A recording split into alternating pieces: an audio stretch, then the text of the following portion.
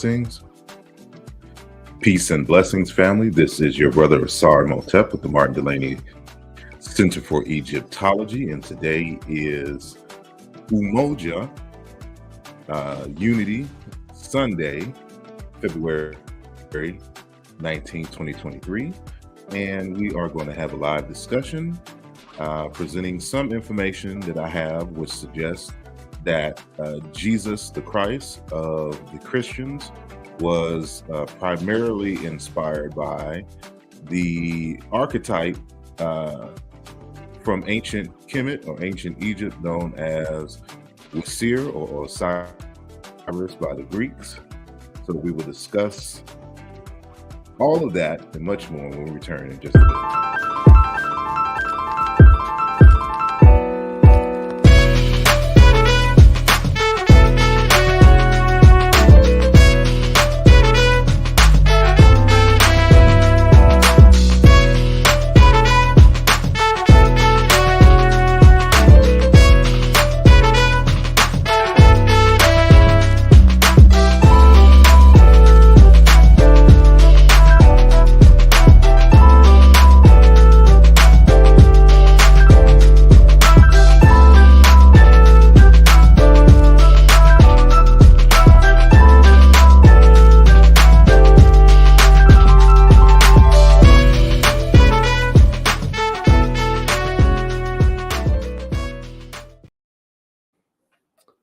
Welcome, people. Thank you for joining. I am very appreciative of you taking this time on Sunday. You could be out. Well, it's nice weather out here in Philly. So I don't know what's it like in your situation. But I'm very appreciative that you took the time to sit here with me. For those of you, of course, who are catching us on the live, either on Facebook, YouTube, of course, and on Twitter. So shout out to all my Twitter peoples. And I just want to make sure that each of y'all remember to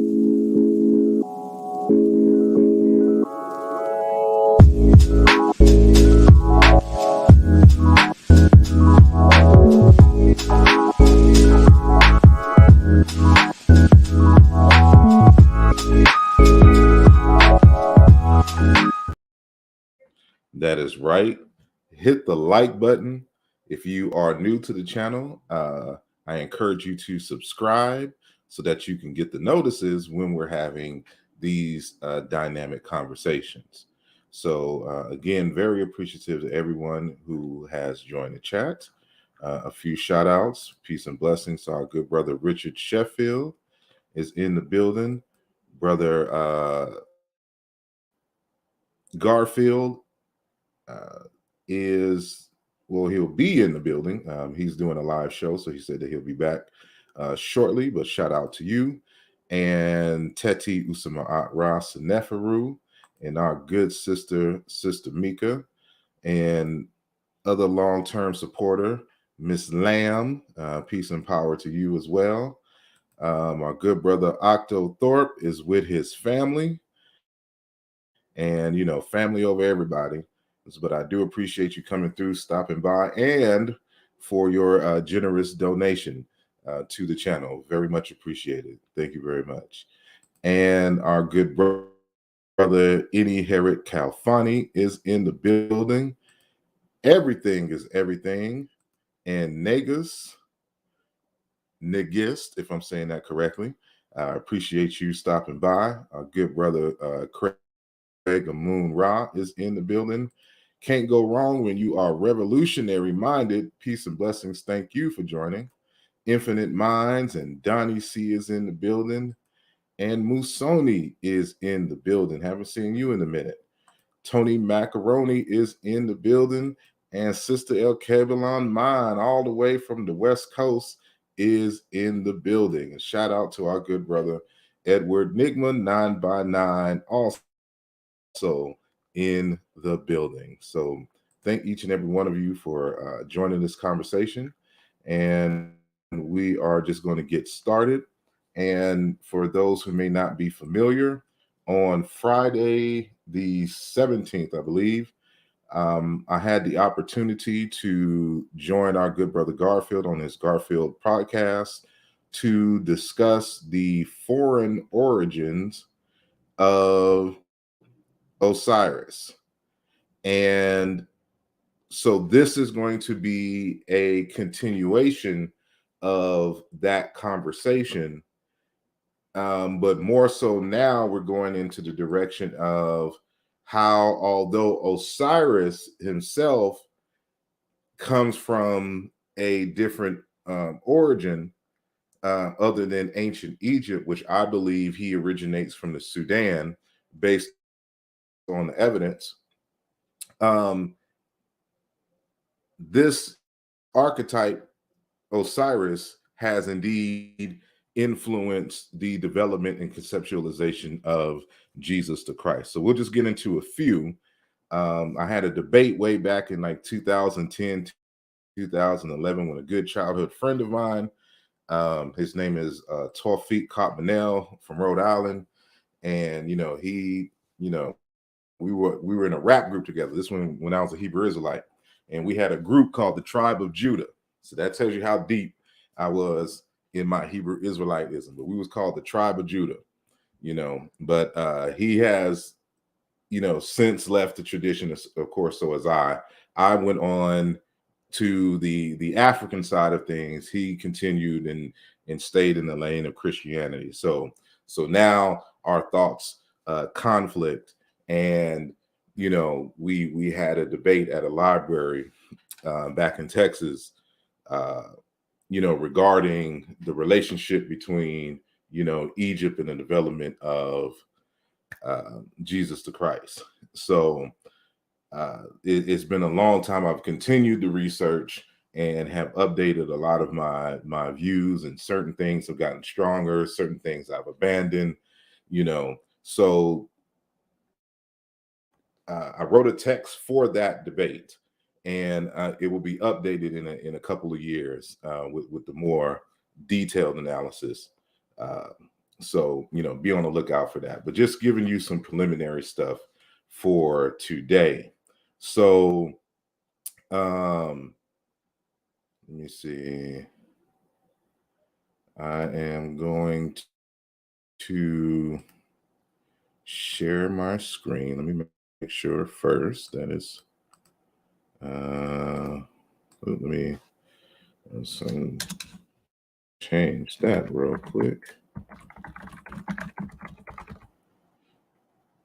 And delete that. Boom. All right. So go there. Now I can share the screen. I kind of change some things up here. So I won't be able to really kind of see the chat unless I open this other computer. But I'll do this for now. So, matter of fact, I think that's what I'm going to do. Let me go real quick on this other computer so I can at least see the chat. And also, after this program, if y'all want to discuss it further, I set up another show after this, the after party, and we can get into the details and questions and all of that if you have it.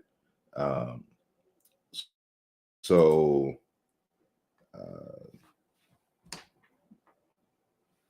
we'll go from there. And here we go. So Osiris, origin of Jesus. So, and I need to change the date on that because today is the 19th. See, when you adjusting stuff at last minute, you forget some things. Right? Here we go. So there's a few things that I want to establish first. So ultimately, what I'm arguing is that Osiris is the prototype. Then there are certain characteristics that are adapted by Alexander, the so-called great. And then they combine these two and form Jesus, but his Hebrew name is Yeshua, right? I won't, in this discussion, for the sake of time, deal with the Alexander the Great piece, but it's a very important piece in this continuation, going into the Hebrews, right? And there's another thing that I want us to keep in the back of our mind, and it would be good if y'all have pen and paper and y'all can just kind of jot down, key concepts. And if you have a pen and paper, I want you to write down this concept called the principle of fewest move or least moves, right? This is a term that is used in biology that we have adopted in linguistics, where it talks about the origin of something and whether it's some biological diversity or whether it's talking about linguistic diversity. And it is the idea that where you find the most diversity of the concept over time, this is more than likely, statistically speaking, that it originated.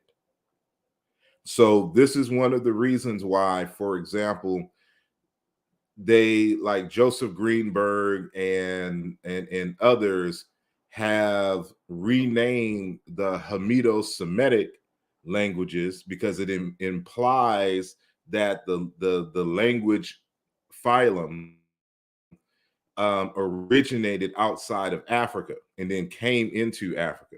But the problem is that all of the languages, with the exception of Semitic for the so-called Afro-Asiatic group, um, is in Africa and isn't spoken outside of Africa. And with Semitic being the lone language that is supposed to be related to these other African languages, it is by the principle of least moves and greatest diversity, the it would have had to originated in Africa, and then a branch went out of Africa, and that's where the Semitic comes from. So it is this same principle here when we're talking about Osiris.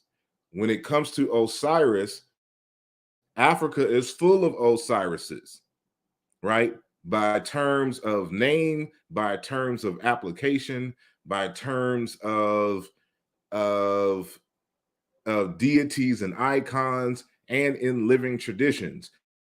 Africa is the place where you find Osiris everywhere, but you don't find him in the Middle East in this great quantity and diversity and understanding. The lone Osiris that jumps out into the Middle East, of course, is Jesus, is what I'm arguing here. So if you can kind of understand that principle, you'll get a gist of what it is that I'm talking about today. So as I mentioned, we had a conversation on Garfield's channel regarding the probable origin of Osir or Osiris. And my argument is that he is a Nubian conceptualization in deity. And it moved into the ancient Egyptian pharaonic period of the second half of the fifth dynastic period, right? So uh, uh, I just want to recap on some things that is going to be essential. And these are just kind of highlights from that 2-hour discussion, right? So what I argue is that, and you got to understand part of the controversy with Osiris, is virtually impossible to find a native name for Osiris or etymology for Osiris in the actual ancient Egyptian language. And because of this is one of the first clues that it is not an ancient Egyptian deity, because Usir is not an ancient Egyptian word. And so you're going to have to look outside of Egyptian for the etymology of Osiris. Now, there, of course, like any other academic field, there's many schools of thought. Some believe that, you know, you can find the meaning in Egyptian if you kind of blink your eye and squint it and look sideways. And then there's those who believe that, of course, he must come from the Middle East because, you know, that's where the quote unquote Egyptians came from. They believe that people out of the Middle East came and settled into Egypt and created cultures that they did not have in the Middle East, right? Um, but they just totally forget about uh, Africa in general. But if they do, what they'll do is look towards the Berbers, right, in Libya, and they never look into the Sudan. They never look into Uganda. They never look into Ethiopia, Chad, these regions, Niger, you know, for answers that help us to understand phenomena that's obscure in ancient Egypt. And so with that backdrop, now, you know, based upon my linguistic and comparative analysis and looking at primary source material and secondary source material coming from the Greeks, for example, it is my argument that Osiris derives from a verb meaning to erect, to support, to lean on. In its nominal or noun form, Wasir means pillar or tree. From here, it has derived associations dealing with the nature of one's character, right? And there's, you know, we can't avoid the linguistics. So, you know, I'm just giving you a heads up here, and I just want to uh, give you a framework so that you can kind of understand. Again, there's going to be a journal article that comes out of this discussion, but I've already written on some of this stuff in a few of my most recent publications. So for those, you know, who haven't supported, you can essentially understand my argument a little better. But the word wasir derives from a form that we reconstruct as khru, right, or khri. And due to the presence or loss of certain prefixes and suffixes, we get these consonantal skeletons in the variety of languages that I've been able to examine.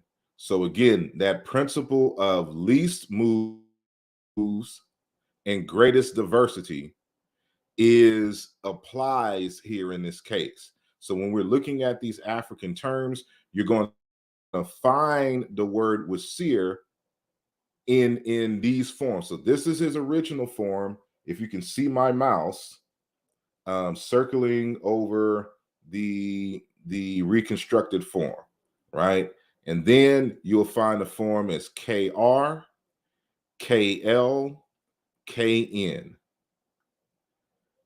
This is from the ancient Egyptian ch-r, where we get the word netcher from, chur, chel, chin, and then from ch to t, tr, tl, tn. And sometimes this ch can go to a ts.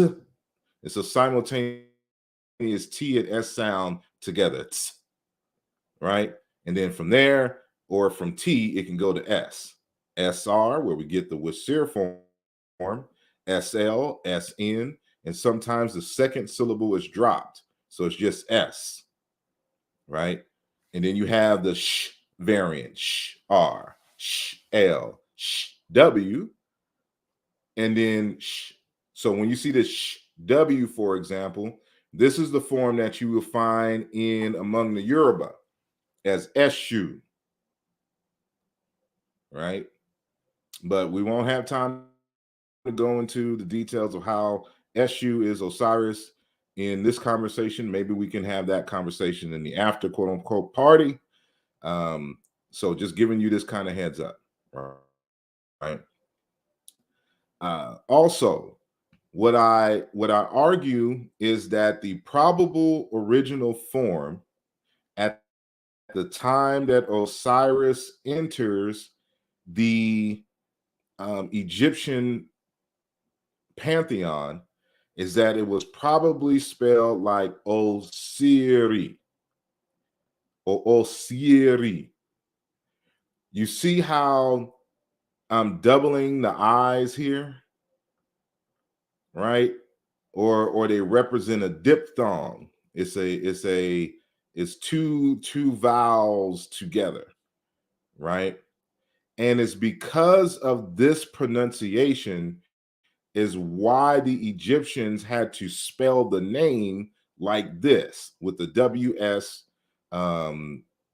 This is a semi-vowel, Y or I, R, right? So they're either trying to signify the long, E, or the combination of like this Y, I, ye, or yay, a, like was said. And they noticed that this was significantly different than how they would they have in terms of their cognizance for their original forms, because they already have the principle of wasir in the form of nature in their language, right? So just giving you that backdrop. So put that in your mental Rolodex. So some important sound relationships. So remember these consonant skeletons that I showed earlier. When I was examining this, I looked into, of course, ancient Egyptian language, and of course, Chiluba Bantu, because that's just what we do over here. And I also looked into Doluo, the Collagen language, and the Acholi language. All of these are Nilotic languages. These are related to each other. So you can see, if you kind of pay attention, we'll look at a few examples here so I can kind of walk you through the process. Again, the linguistics is going to be important. So let's look at this word to draw or to write. You see how in the Doluo language, this form choro, to draw or to write. In Calajan, it is ser, to write. But in Acholi, they say cho, to write, or choyo, writing. This in Ocholo, and excuse me, in Ocholi, the liquid sound has been lost, right? So this is why you have this long O here. It's a principle in linguistics we call compensatory lengthening, right? As a result of the loss of a consonant. Now let's look at the word wife, chi, wife. In collagen, you can either say T or chi or che, woman, feminine prefix marker. So like the feminine T in Egyptian, that is suffixed, and collagen is prefixed to a word. And so they'll say chi, wife of. But notice the word for men, cho, because that second syllable has been lost, that liquid, but it's present in the word twar, for husband. Now let's look at this word down here, chill, clear, clean of water and body when in good health. Chill, clean, spotless, pure, thorough. Chur, to rinse, rinse out. Talil, clean, righteous, without blemish. In a choli, it's chill. So notice how even in the collagen language, the ch and t sounds in the beginning and the interchange between the liquid L and a rhotic R, right? So when you see these diversity of forms, understand that they are the same word. And even within the same language, there's a phenomenon in linguistics that we call semantic shading. And the semantic shading is best exemplified in the collagen language, for example. Yoruba has this as well. They'll change the initial vowel, the initial consonants to bring a slightly different meaning or application to the theme of the root. So let's look at, for example, this word. Let's do the first two, right? For argument's sake. So see, this is one language. Matter of fact, because it may be hard for y'all to see because I have so many examples here. So I just made this variant. So this is just the top portion of this graph that you see here, right? So in the collagen language, the palatalization, you can see I've created 3 columns. And in the first column is going to be those words that have the consonant skeleton KR or KL. In the second column are going to be those words that either have CHR or TL, or CHL and TR, right? And then in the third column, you're going to have SL or SR, right? Notice this is the same language. And this, so let's start at the first row. So cur, to call, to beckon. But for semantic shading, they change the consonants. Till, call for music band, request for a song or music. And then in the third column, sil, to sing praise songs, sing for the oxen while they are yoked on the farm. And a matter of fact, this word here, this form here becomes isilo, a word for panther, but also praise name for the king, right? That's a different conversation. So let's go to the second column. Quell, get fibers from bark. Then chur, peel off. Churut, peel off, remove out. Then sor, extract fiber, get sisal strings from bark. Sword, pull hard, pull vigorously. So can y'all see that these essentially are the same word, but now they're pronounced differently? So that's how, when we go back, we get this diversity. So remember the principle of least moves and greatest diversity, right? This is I'm giving y'all some academic game here, right? So when you're hearing me say that this is cognate with asar, this is a variation of the word asar, understand the methodology and why I can say that, right? So as I stated earlier, the word osir comes from a root sir, which we can find among the Doluo. The Luo people are people who originated out of Sudan, but have migrated, and they have people still in Sudan. There's Doluo of Uganda and Doluo, Doluo's the language. The Luo in Uganda and in Sudan and in Kenya, right? So that long stretch down and now is where you'll find them. And the same thing with the collagen, and the same thing with the Ocholi, because the Ocholi are just a branch of the Doluo. So you can think of Ocholi language in the same way that you would think of the Hebrew language, which is really a dialect and a branch of the Canaanite language, right? So hold on one second as I take a squiggle for my Calypso Taste of the Islands Ocean Blue Lemonade.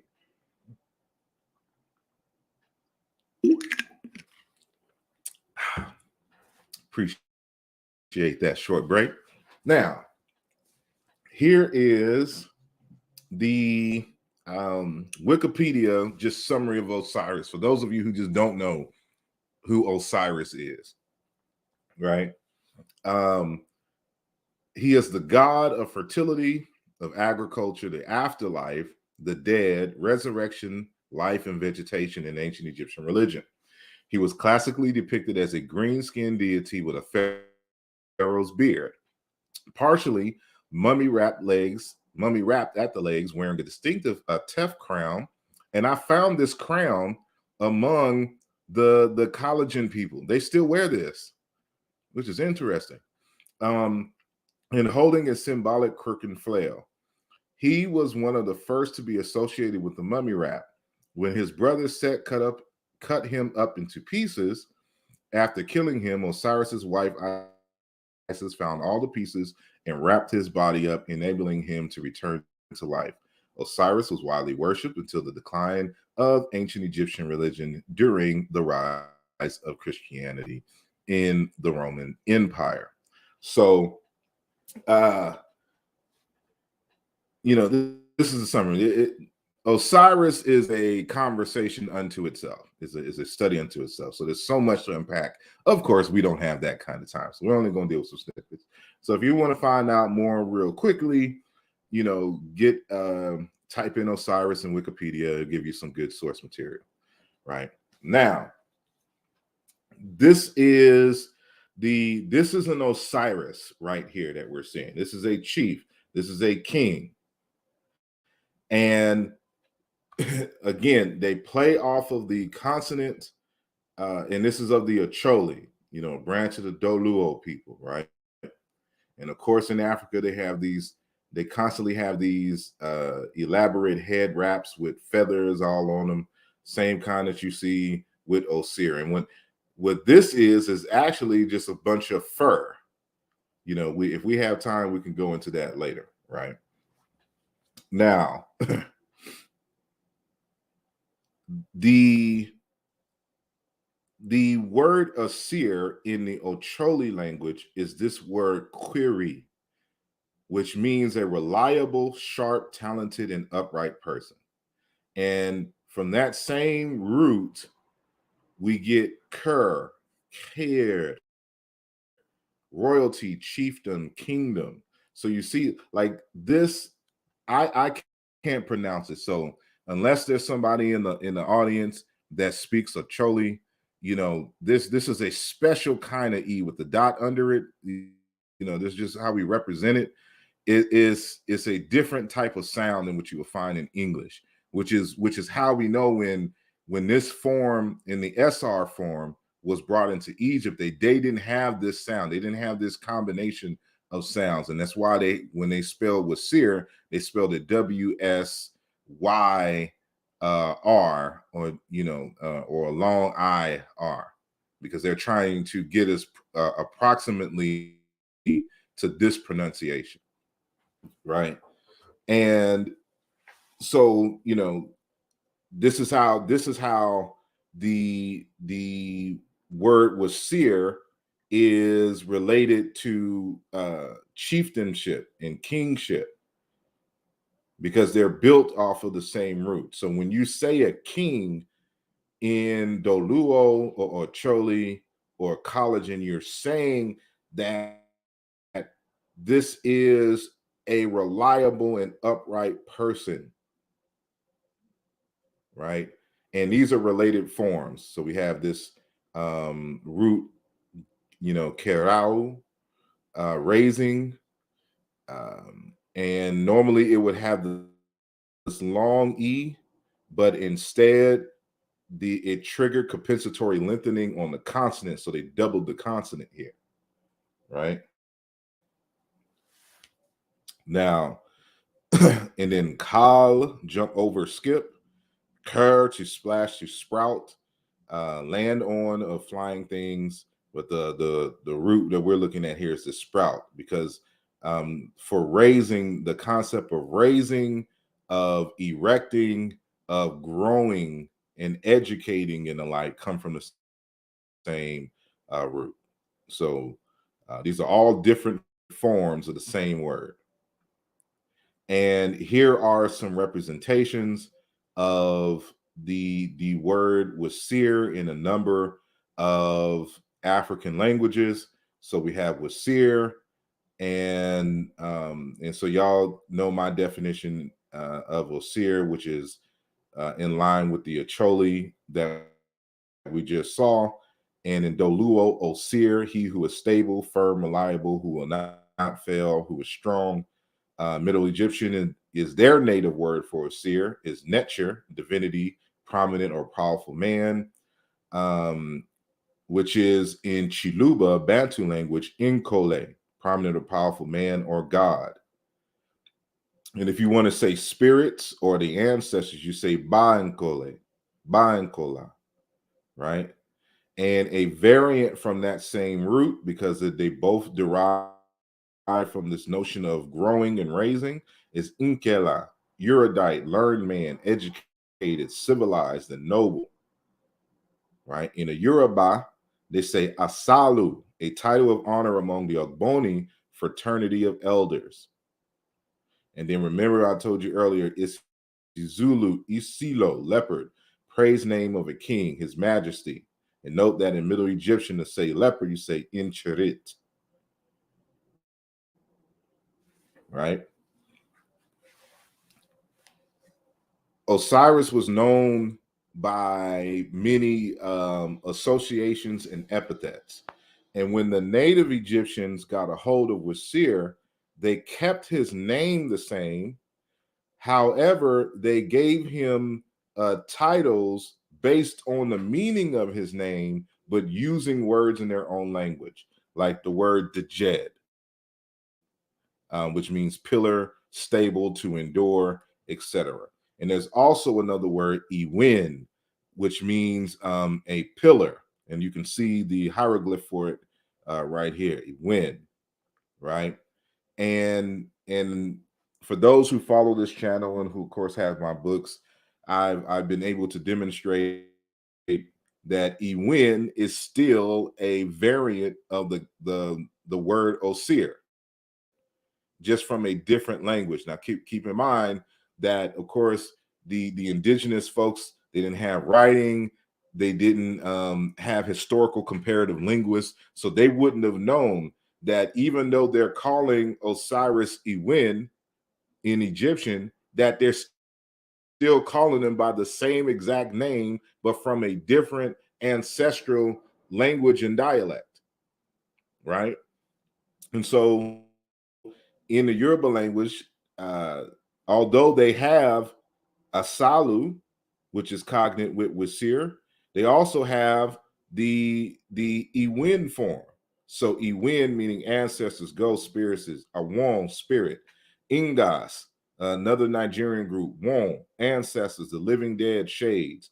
The Bachaba, Won, the demigod in charge of the dead, the demigod in charge of the kingdom of death, right? And this is Osiris in Nigeria among the Bachama. They're related to the Hausa people, right? And Osiris lives among the Ga. And it says anything that can work but not be seen includes the smaller beings of specialized and limited activities associated with medicines and magic. We'll get into that in a second, right?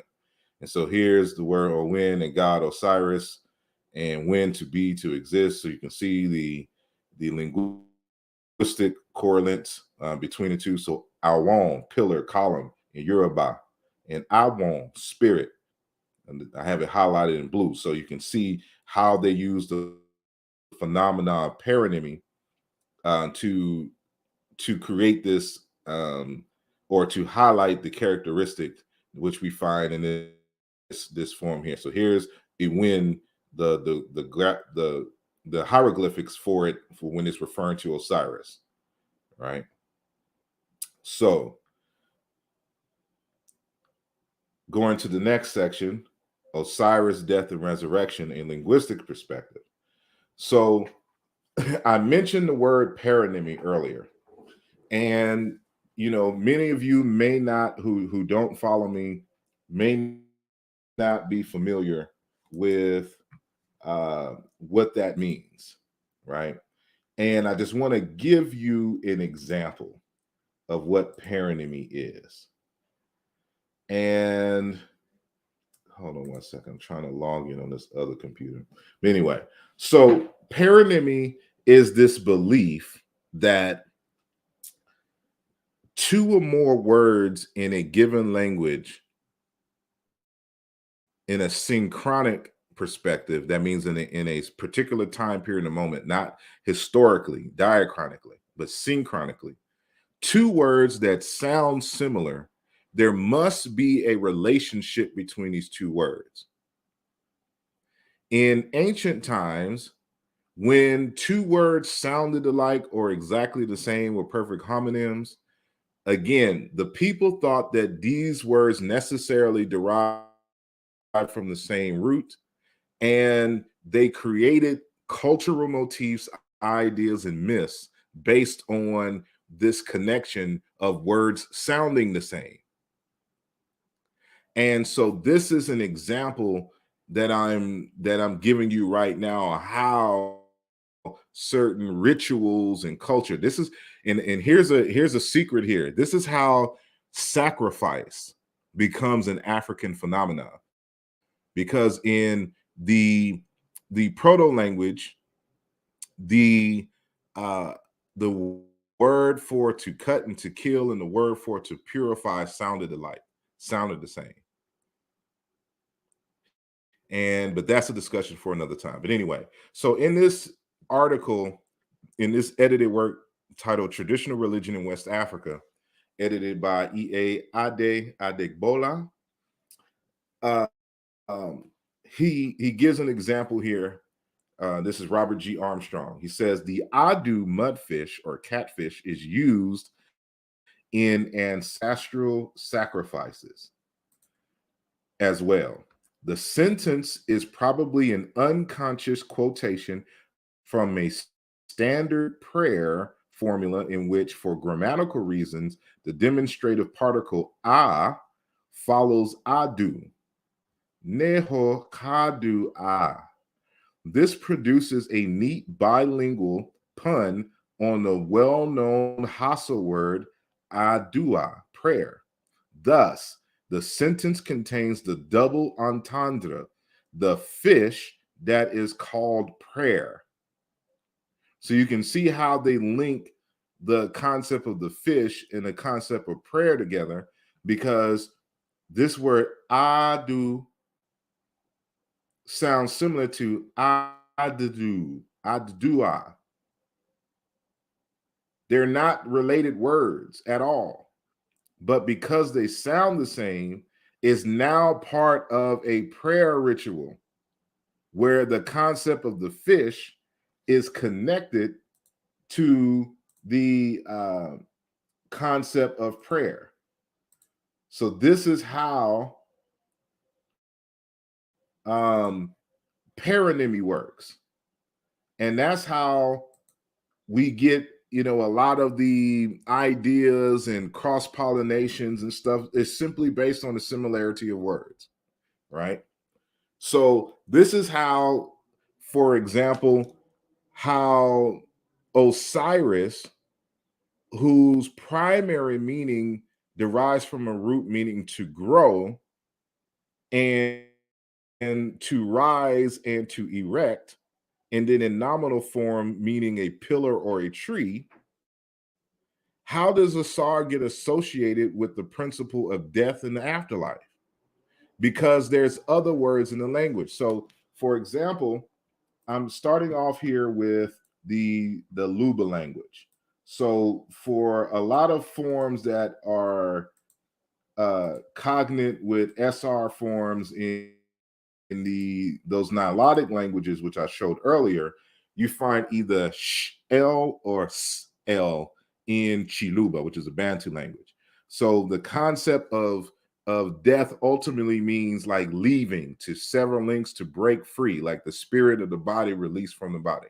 Or chila, to terminate or to finish, something to end, something to die. Sula, being at the end, finish, terminating. Sula, being tired, being out, being to be completed. Su'ulula, detach, untie, close out. Right? So that's a related form and concept in the Baluba language. Excuse me, in the Chiluba language of the Baluba people of the Democratic Republic of Congo. However, when you go to like the languages of, for example, the Collagen, the Nilotic language, its cognate is just clear as day in terms of to die. So we have sir, to die, going yonder, overcoming, passing, jumping over to the other side in terms of death, but also coming back, awaking from sleep. Because remember, they always say, I'm not sure where this originated, but that sleep is the cousin of death, right? And so to the indigenous African mind, when you go to sleep, you dream, for example, you jump to the other side, to the Orun, as we say in Yoruba, but the Duat, when you are in ancient Egypt and wherever else the underworld is for other African groups, right? And this is, but the process of going there, jumping over to the other side and awaking from the sleep is something that you get from this root. So sertin, die, pass. O sertin, you pass, you crossed over to the other side. Ki serto, to die, crossed over. Serun, awake from sleep. All the same root. So to die, to go beyond, to go on the other side, to be a foreigner, and to awake from sleep. Now, in the Doluo language, remember the SR also corresponds between the two. In here, they say ch r instead, right? Just like necture, cheer. But notice how the vowels are. Chier is different from chiro, right? Chier, chier. To rise from the dead, rise, recover after fainting, to resurrect. Ochir has risen. It has risen. She has risen. He has risen. Right? Shir O, to raise from the dead, to revive. And then when you want to say foreigner over there, you say cho, yonder, over there. Right? And I'm just looking. Someone Shun says, like in Black Panther. Yeah. So when Black Panther goes to the ancestral realm, he's pulling an act of Osir to going yonder, overcoming. But you see how the semantics help you to understand, because a lot of this sometimes has to deal with health. So if you were able to be near death and to revive, to recover from that, you have essentially was seared. You have Osiris has risen, to raise from the dead, to revive, even after initiation, and especially among the college, when they go through their circumcision rites, when they exclude the young boys into the forests and seclusions, when they come back into the community, they literally say, you have visited the underworld and now you are back. They have gone through an Osirian ritual. I'll deal with that at a later time, and I'll quote the literature exactly. Right? So if you understand this, then you can understand how Osir, whose root has to deal with growing and tree and becoming strong, at the same time is associated with death and kingship, right? Because of this phenomenon called paronymy, right? In the Ocholi, cho, to wake up, to rise. Remember that second consonant lost. Choyo, waking, rising. Cheer, to rise from death. Osir, Kiro raising Kyle to jump over to skip, right? And you can see them with the leopard skins, just like in ancient Egypt, the crowns with the feathers,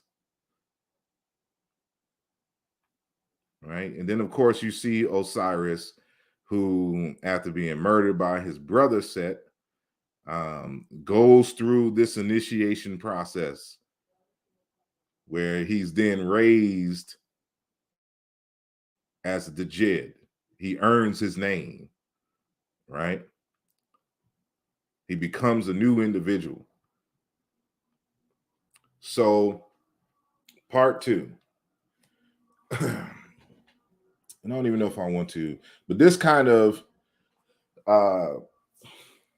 this kind of builds on that concept as well of beyond and going yonder, right? So a cognate for the word nature and the word wasir in the Lugbara language is adro or adroa, which is loosely defined as God. But this author in whose name is Middleton, last name is Middleton, in the text Lugbara, religion, ritual, and authority among an East African people. He says, I translate adro or nature or wasir as God, although the correspondence of meaning is not exact.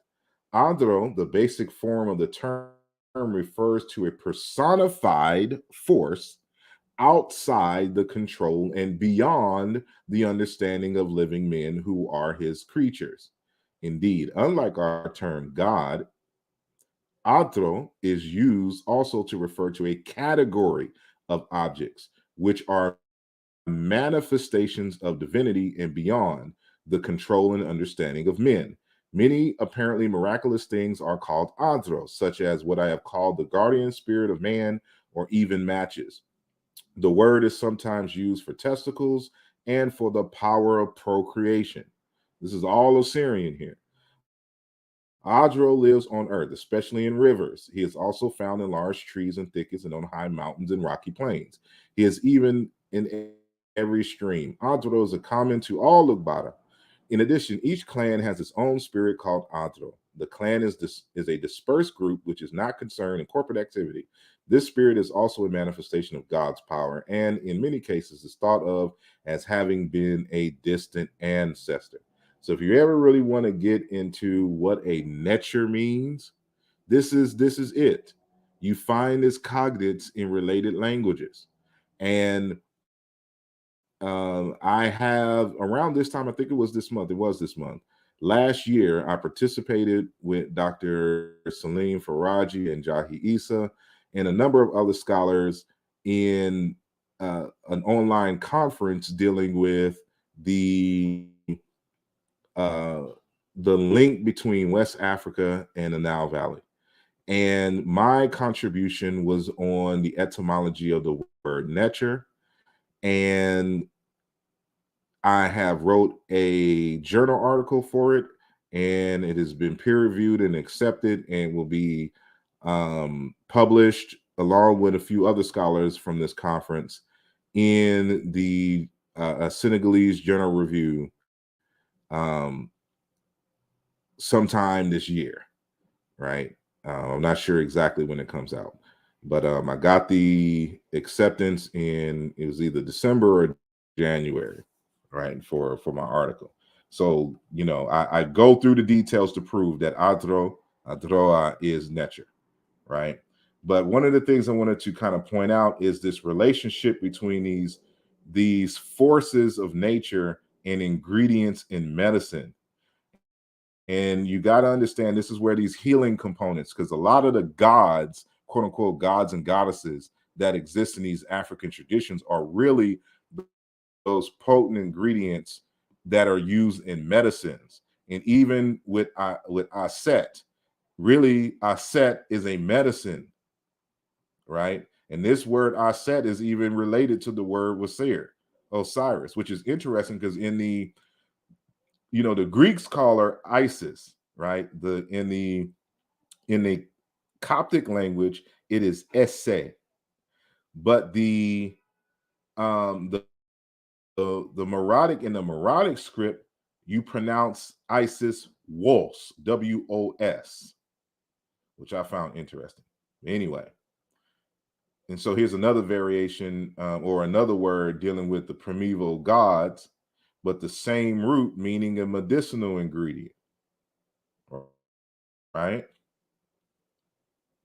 So you always got to look at when you're looking at these concepts of gods and goddesses, a lot of times they're associated with plants and medicine, right?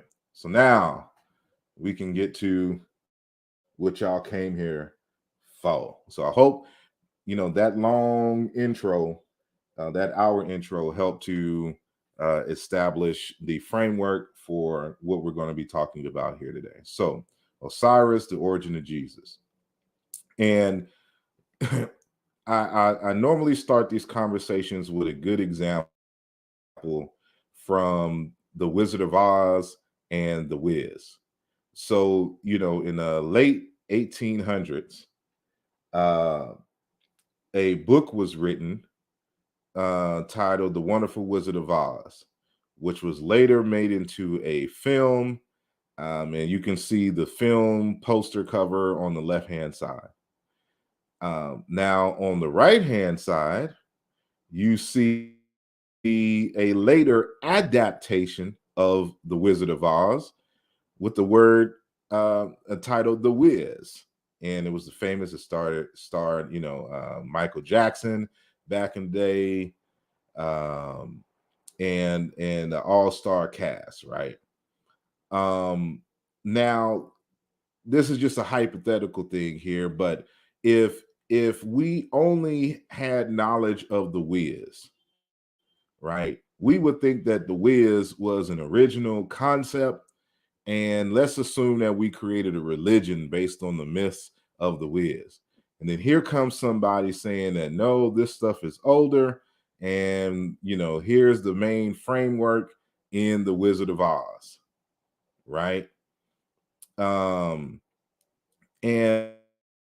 the people who now belong to the Church of the Wiz, are getting angry and want to debate you all the time, saying that it's impossible that the Wiz, got its stuff from the Wizard of Oz, because there's, some changes, like, they're not even in Kansas, they're in Harlem in the Wiz. So how can it be the same places, right? In the original story, there was no yellow brick road. It was the shoes were not ruby red. There was no, there was a yellow brick road, but the shoes were not red, they were silver, right? Which is ironic because on the poster here you can see Diana Ross with the silver slippers, right? But it'll be hard, even though there's a lot of fundamental differences in the story, to be hard pressed to try to argue that the Wiz was just it's a coincidence that you have all these characters that are named the same or similarly, and although there are some fundamental changes in terms of location and and motivation for certain actions in the film, that somehow that these are not related films, not related stories, and not related concepts. And this is the situation that I see with a lot of Christian folks. And they are the modern folks who believes that the Wiz was a story that came down from heaven, and the original Wiz creators got inspired, divinely inspired, to create these stories and concepts without any help and effort from other groups and other things. So this is, you wouldn't say it's an outright stealing in this modern time, because of course we got copyrights and you can sue. So they paid a nominal fee to adapt the story to make this second film, this of the Wiz. But in ancient days, they didn't have that. They'll just look at your idea and they'll say, you know what, we'll do this and we'll tell it our way. And that's how even we did with the Matrix film. The Matrix film is built off of a number of things, but especially Gnostic Christian themes. But of course, Jesus the Christ was not a computer hacker in 3 AD, right? Even the movie Aliens, people don't know that the movie Aliens is based on the Bible. But you know, there were no xenomorphs in the biblical text, because what you're doing is you're looking at the crux of the themes and then you're adapting them into another context. So when you watch The Matrix, when you watch, you know, Aliens, you know, if you watch X-Men and you're dealing with Magneto, right? You're dealing with adaptations and reanalysis and retelling of old stories. And the Christians did the same thing with Osiris, and who is the prototype, who is the archetype for Jesus the Christ. And so, what I want to do is only deal with the main characteristics that without them, there is no Christian religion, right? So, first, we'll deal with Osiris as a judge. So, you know, y'all should know by now that when the deceased person, of course, transitions and cross over, the belief is that there is an entire process in which the person's deeds, this is the papyrus of Hunefer from the 19th dynasty, uh, they declare their innocence and they introduce their virtues, what they have done in the community. And of course, the Declaration of Innocence is what they have not done in the community. And, you know, the deity Jehuti examines, you know, what is put on the scales of Ma'at. And then he declares if you've passed or not. Otherwise, you get eaten up by this monster here. And you go meet Wasir, the god Wasir, and you become essentially Wasir. You get the title Wasir, right? So this is how this works. And what's also interesting about this is that really this whole process is, of course, this is just a long ritual and drawn out ritual how you become the Osiris and dealing with your character in the light and what you're believed to go through after life. But you judge yourself because your actions judge. God does not judge, right? You won't find in ancient Egypt where the supreme being just judges without either counsel or, you know, a different representative is doing the judging. So he is the judge of the underworld, like the Bochama people, the Wong, the, you know, the judge of the underworld, Owin, that's his name for that group, right? And here's a, you know, another representation from an architect, Ka. So you don't have to be a king; you just be a regular person, but you had to be a person of standing in the ancient Egyptian community to get, you know, such an elaborate burial, right? And to earn the name Wasir. So when we go into the Bible, for example, John 5:22, it states, moreover, the Father judges no one, but has entrusted all judgment to the Son. In other words, it is Jesus, not Yahweh, who judges or saves. We already see here that he's taken on one characteristic as judge, because it's not Ra. You don't see Ra sitting here. You don't see Atum. You don't see the Nun. It's Osiris. He's the in-between, just like Eshu in among the Yoruba, you know, who's the judge and executor of the laws among the Yoruba people, and in between, in and out of the Duat or the Orun, right? So now we go to this concept of Osiris being living water. So one of the things you got to kind of pay attention to is the iconography in the artwork. So when Wasir, is holding, he's king here, right? He's definitely a leader, but he's standing on Ma'at. You know, he's the embodiment of Ma'at. This is what he stands on. This is what powers him.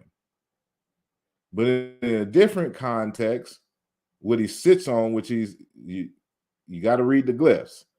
Osiris, the king of water, right?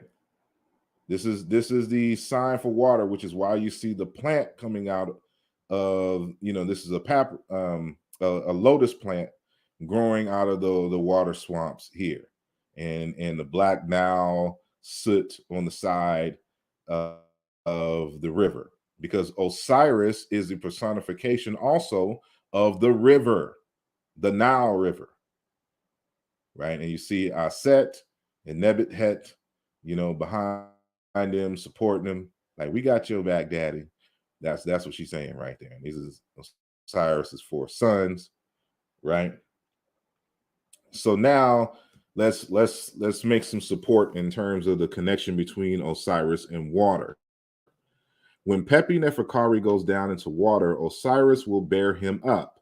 The dual Enid will shoulder him, and the sun will give his arm for Pepi Neferkari toward the place in which the god is. When Pepi Neferkari goes down into earth, Geb will bear him up. The dual Enid will shoulder him, and the sun will give his arm for Pepi Neferkari toward the place in which the god is. This is from James P. Allen's Pyramid Text book. So this is spell 548. So notice when it says that when Pepi Neferkari goes down into water, Osiris will bear him up, right?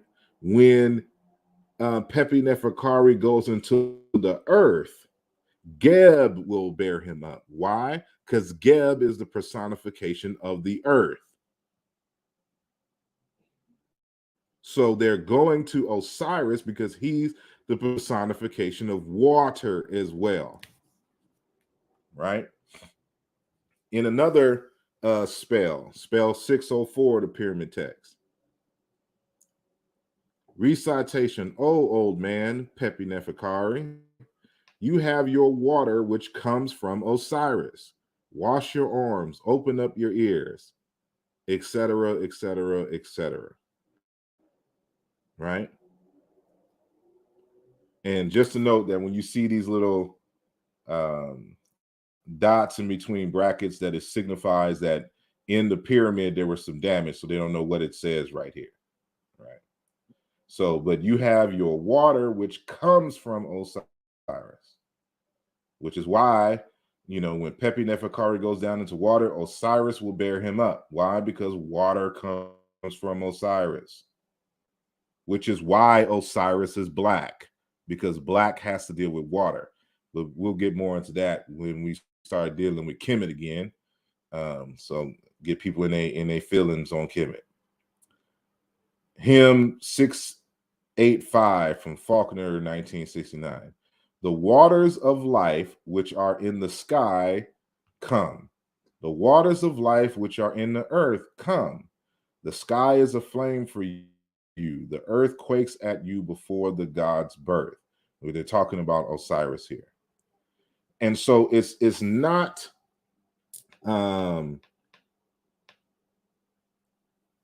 surprising, because of course Jesus is based on Osiris, that Jesus now becomes associated with water, right? And this is just an artist's rendition of when Jesus is nailed or hung from a cross. There's contradictions in the Bible.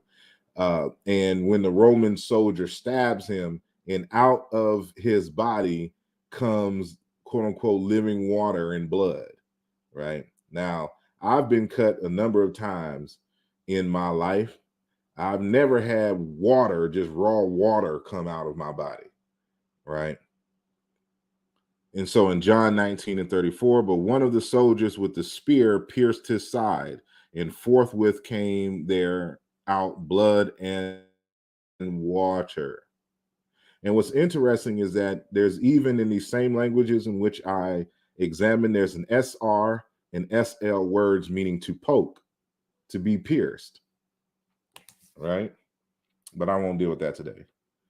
And so, again, we're going back to Osiris, a personified eye of Horus, offers incense to the enthroned god Osiris in a painting from the tomb of Peshedu, 13th century BCE. Is kind of damaged right here, but you can see his throne. He's sitting there on a river, which of course is the Nile, right? He's the Lord of the Nile. He's the Lord of the river.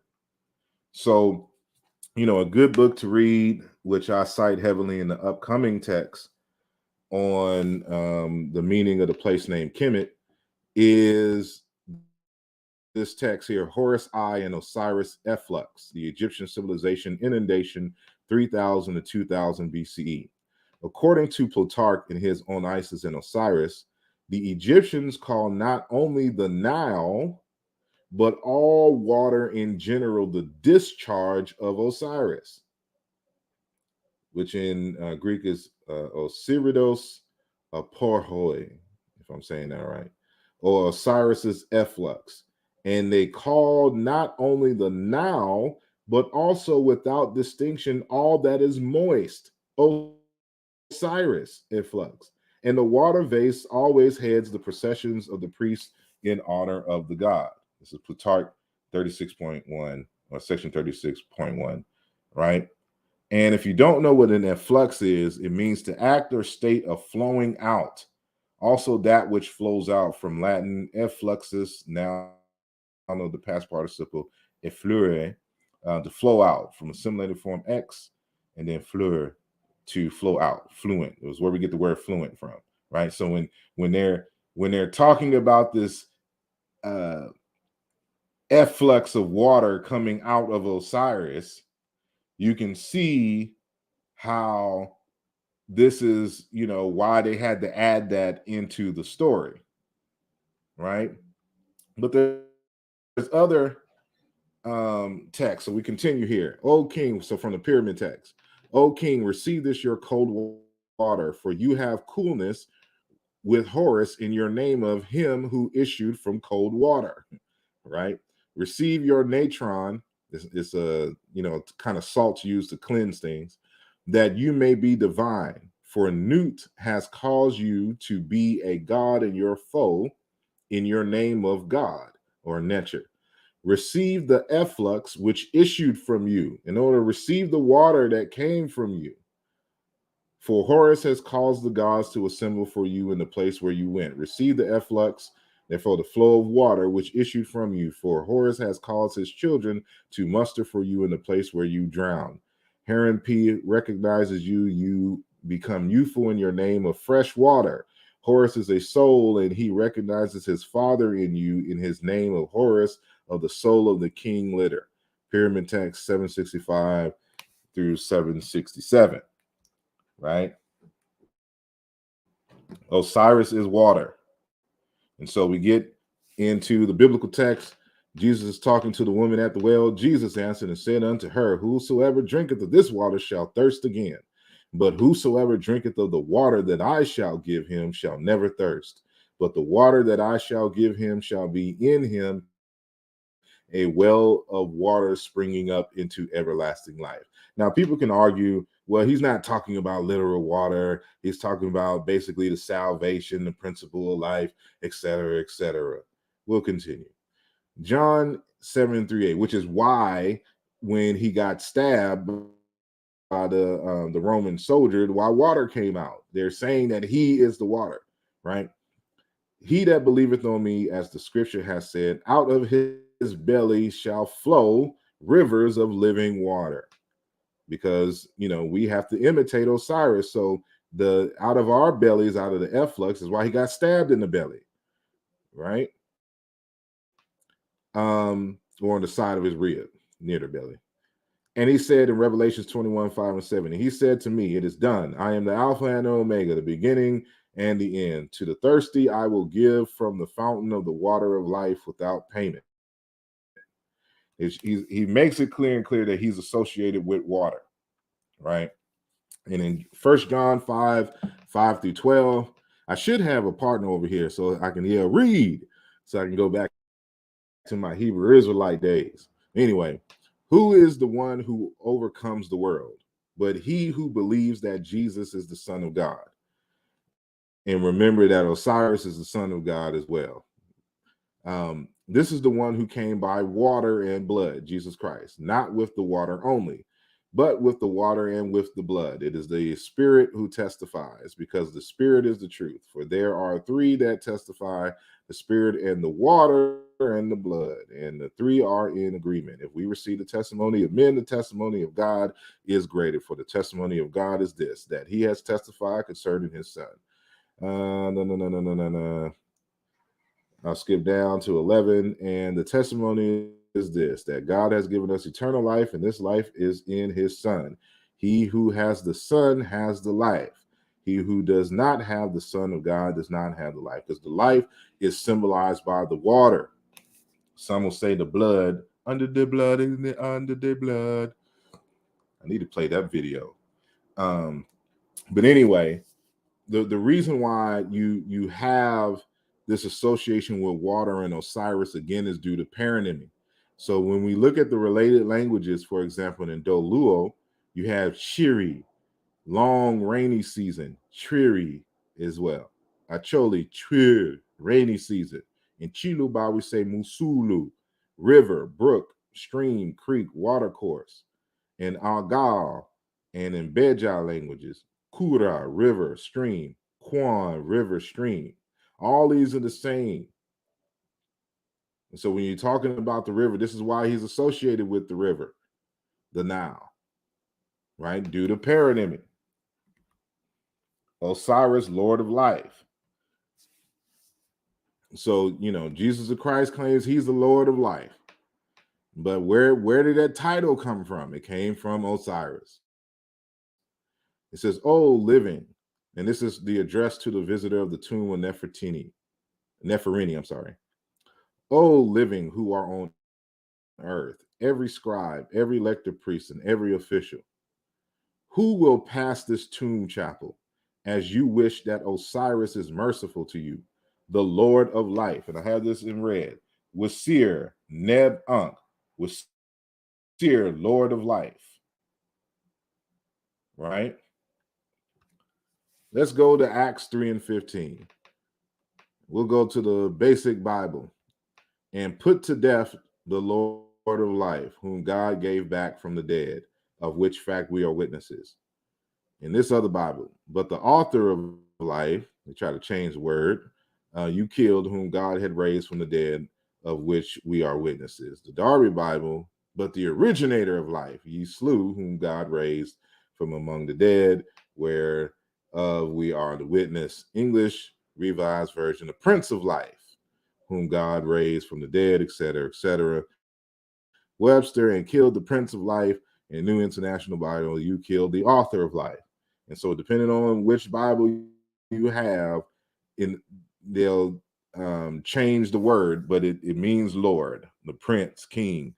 He's the author of life, but this is a title of Osiris, right? So Osiris, King of Kings, right? Hymn to Osiris Nefer. "Thou art the eldest son of the womb of Nut. Thou was begotten by," it's supposed to be Geb, "the Urpat. Thou art the Lord of Uret crown. Thou art whose white crown is lofty. Thou art the king, Ati, of gods and men. Thou hast gained possession of the scepter of rule and the whip and the rank and dignity of the divine fathers. Thy heart is expanded with joy, O thou who art in the kingdom of the dead." The underworld, "Thy son Horus is firmly placed on the throne. Thou hast ascended thy throne as the Lord of Tetu," which is supposed to be Jedu, but it's To among the collagen, "and the Hek who dwelleth in Abydos. Thou makest the two lands to flourish through truth speaking in the presence of him who is the Lord to the utmost limit. Thou drawest on that which hath not yet come into being in thy name of Taher Stanef. Thou governest the two lands by Ma'at in thy name of the Seker. Thy power is widespread, and thou art he of whom the fear is great in the name Wusir. Thy existence endureth for an infinite number of double hinty periods in the name Nefer. So we know Nefer is another title of Wasir, and this is cognate with the phrase Iwa Pele or Iwak Pele, and I deal with that in the 2021 book on Orisha, so I won't go into that now. But it continues: homage to thee, King of kings and lords of lords and princes of princes. Thou hast ruled the two lands from the womb of the goddess Nut. Thou hast governed the lands of Akurt. So homage to thee, King of kings. Right? He's the King of kings, the first King of kings in terms of the deity. And of course, he's a king. He's sitting on the throne, and is the Lord of the water and the underworld, which you saw earlier, right? So again, just want to re-emphasize this concept of going beyond and going to the other side, and in terms of the association with kingship. So Chiluba Musalu, dignitary, Insala, top summit extreme, Musala, boundary terminal edge. And so the native word, for a noble in Egyptian is ser, noble office magistrate. But in collagen, ser, to jump, to pass, to excel. And this is, what they use to mean to overcome. So when, I don't know if y'all caught that earlier when I was reading those biblical verses, when it talks about, he who would overcome and all this other kind of stuff is built off of Wasir, and is built off of this form of the word here. And then the other one, seer, a panther skin garment worn by a priest. Acholi, kal, to jump over, to skip. But among the Yoruba, asalu, a title of honor among the Ogboni fraternity of elders.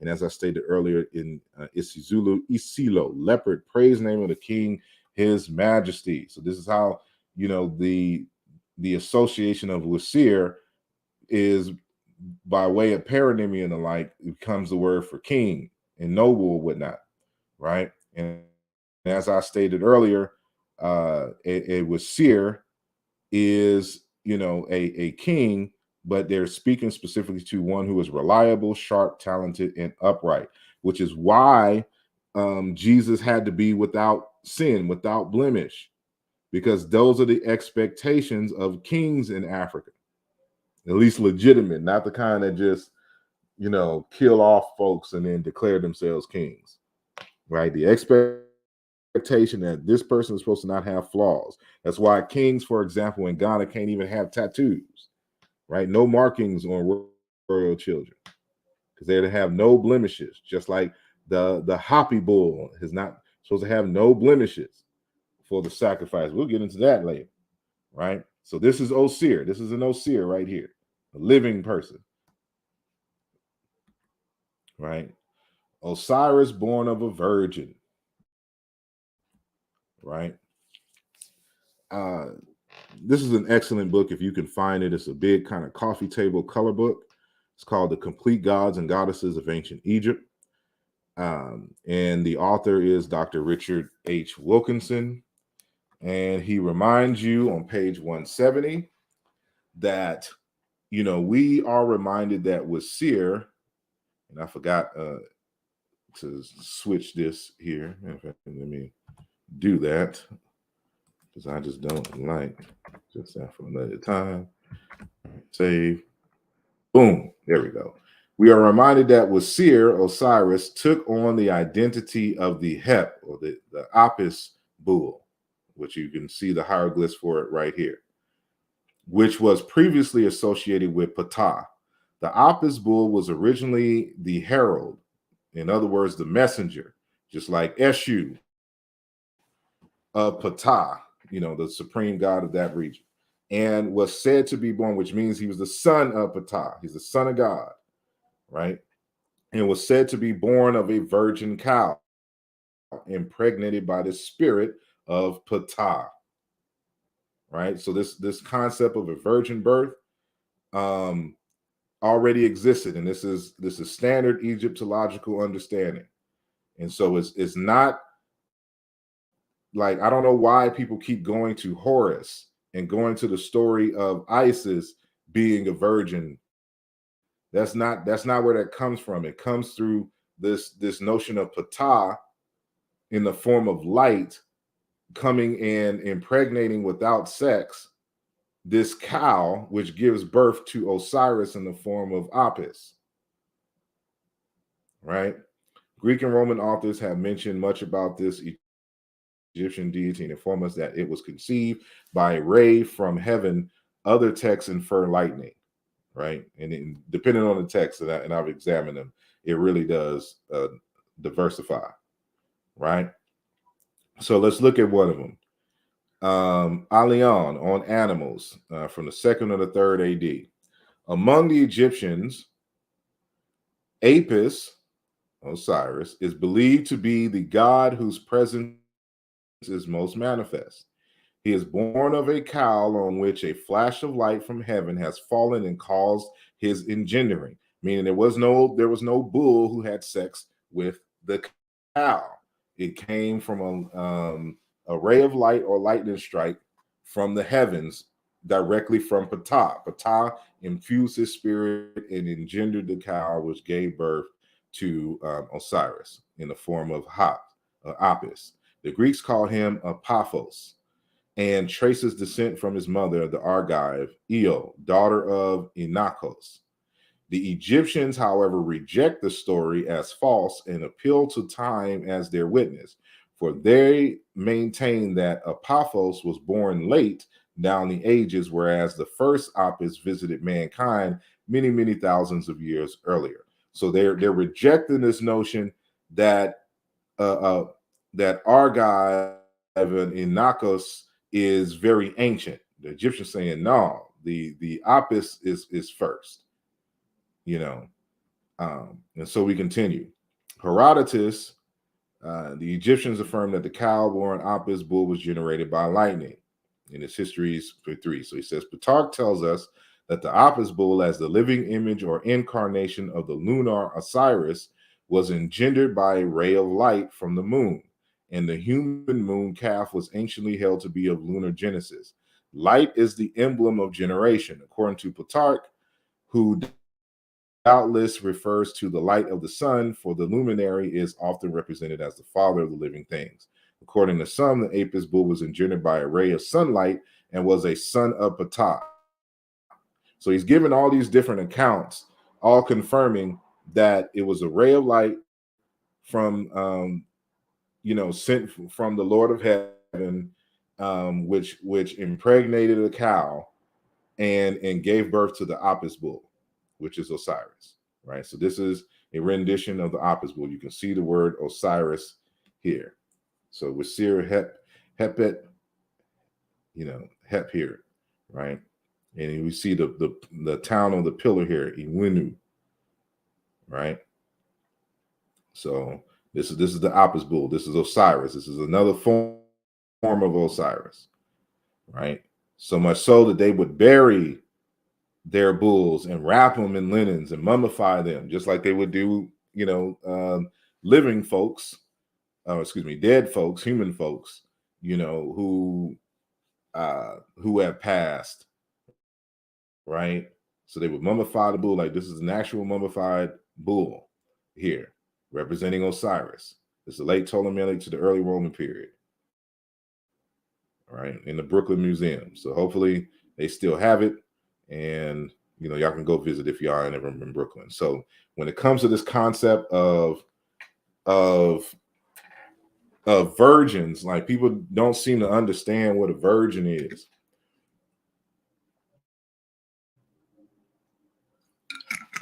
Excuse me. And so let's trace the word virgin from Latin virginum, nominative of Virgo, maiden, unwedded girl or woman. Also an adjective, fresh, unused, probably related to Virga, young shoot, via a notion of young. Compare Greek talus, a marriageable girl, cognate with Talia, rod, stick, bar, right? So it has to deal with, this is why, for example, even when I was a Hebrew Israelite, we would always have to, inform folks, because their argument is that Joseph had sex with Mary. At least this is when I was in the ICUPK before they became ISUPK. So when I was in ICUPK, the argument was that Joseph had sex with Mary, and this is how Jesus came about. It wasn't some miraculous birth, as modern Christians like to believe. But in that the virgin referred to her, meaning Mary, being a young woman. And so when you got to understand the nuance to the term. To be young, there was an expectation that when you got married, you had not had sex prior to marriage. So when you have a young girl, she is below, well, depending on the age, uh, the expectation is like if I have a 10-year-old daughter, for example, my expectation is that she has not had sex, right? So I would call her a virgin on two accounts: one who has not had sex, and one who is very young. Or if I'm talking about like a teenage girl, the expectation, even though we got married a lot younger back in the day, that she is fresh, unused, she hasn't been entered in by a man. But that comes with the close correlation to youngness, right? And I don't know why there's been some argument that Egyptians didn't have words for virgin. They do have words for virgin, and one of them is Neferet. Is a maiden, a girl or young woman, especially an unmarried woman. This is why in historical times, if you had sex, you were married to that person. Marriage, if you're talking about marriage from a biblical standpoint, marriage is you having sex with the one you're married to, that woman. So it's whether y'all believe in polygamy or not, if we going by biblical standards, there's some of y'all listening who got like 20 to 100 husbands and 20 to 100 wives. It is what it is, right? So Neferet, maiden, a girl, a young woman, especially an unmarried woman. Neferet, beautiful one, perfect. Nefer, to be good, to be beautiful, to be perfect. Nefer, good, beautiful, perfect, finished, complete. Nefer, cadet, recruit. It has to do with this youngness, being whole and complete, right? And so this survives in the collagen language. So when you read, Isis and Isis, page 599, Sambu is talking about, the virginness, right? He says, indeed, the obsession with virginity was such a typical Hamitic spiritual preoccupation that itself perhaps immediately rubbed off anybody that associated with the Hamitic speakers in the past. So much so that the Hamitic word for virgin, as retained in the collagen language, is pure Gai, ancient Egyptian Neferet, T Nefer, right? Because in collagen, the feminine T is prefixed. So that's why he has that T Nefer there. Or even from Famit, as in collagen and Masai Pamut, youth, is evident in Arabic Bikra. This is Virgo of Latin, from where the English version is derived. The ancient Orthodox and Catholic Christian churches still glorify it, probably thanks to Hamitic-speaking Gnostic founding fathers, right? So the cognate for the term Nefer in collagen, because it's this root pir here for fer. Because remember I said collagen, they really don't have the agent in prefix active as a prefix. It's actually a suffix. So if I wanted to say, I can use the gay, or I could say pir in, because they suffix the prefix, the Egyptian prefix. So this would mean fernit, or actually it would be che Felden. That would be a legit collagen way of saying that name, given their modern grammar, right? And even in Chiluba, right?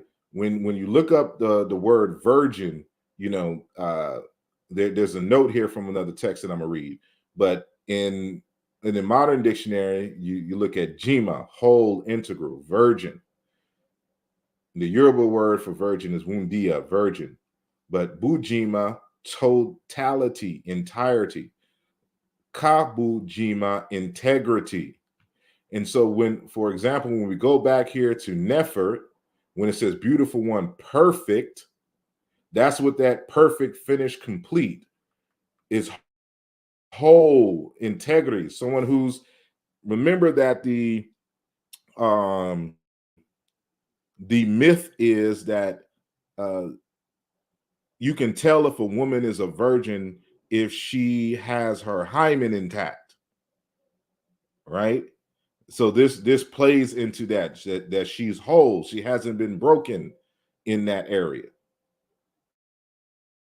But we know now that you can actually have that broken without necessarily having sex. But that was the understanding back in the day. That's how they would tell. That's how Arabs still do in the Middle East when trying to confirm that a young girl is a virgin, that she hadn't had sex before, right? And so another word is insonga, kaji. Kaji is a word for woman or feminine, and so sanga is a word for young. It could be a girl or a boy. So in sanga kaji mujima, young girl, adolescent.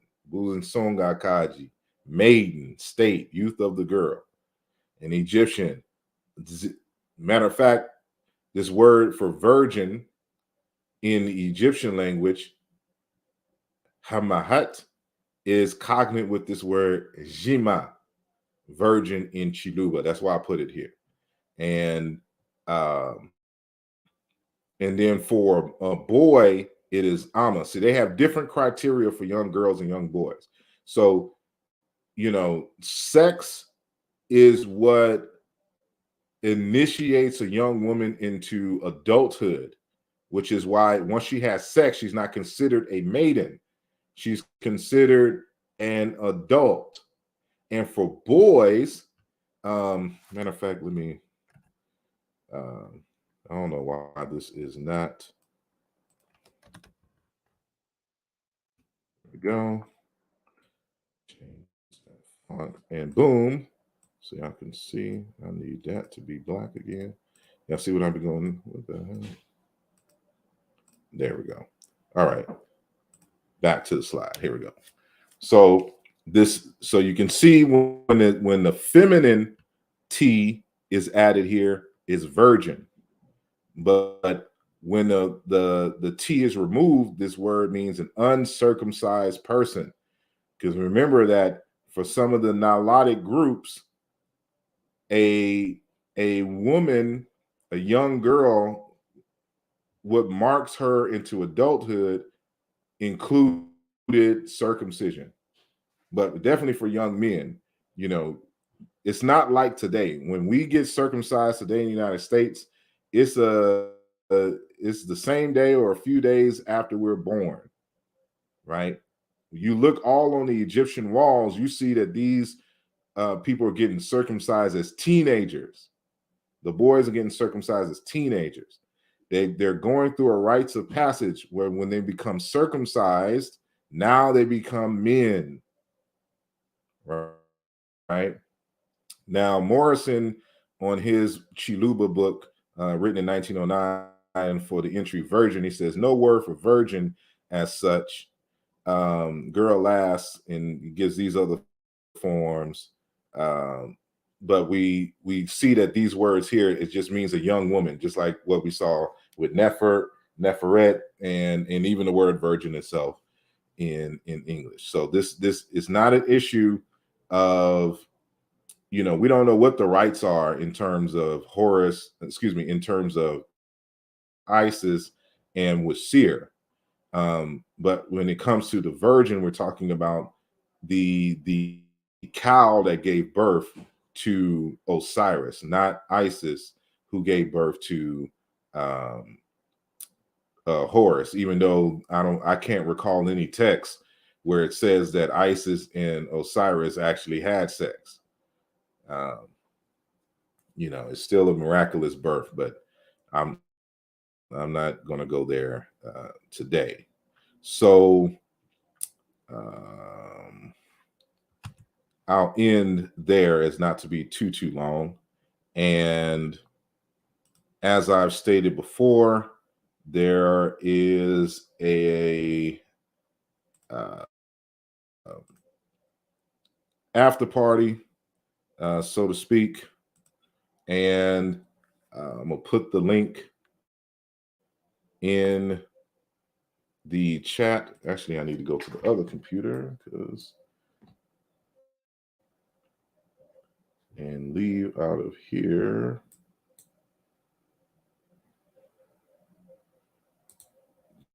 Boom. And I need to go into the other. No, I don't. I don't need to leave here. I'll go invite guests. Boom. There we go. Here we go. So if you are in the chat on Facebook and on YouTube, I'm putting a link here. So after party link. Right.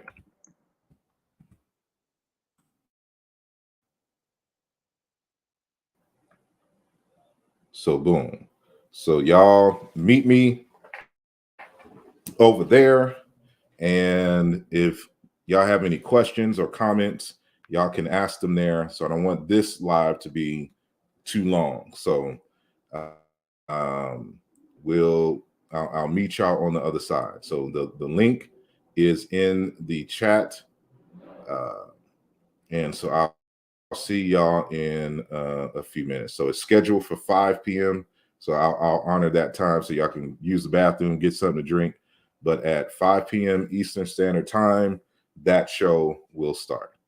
All right. And with that said, I am out. Peace.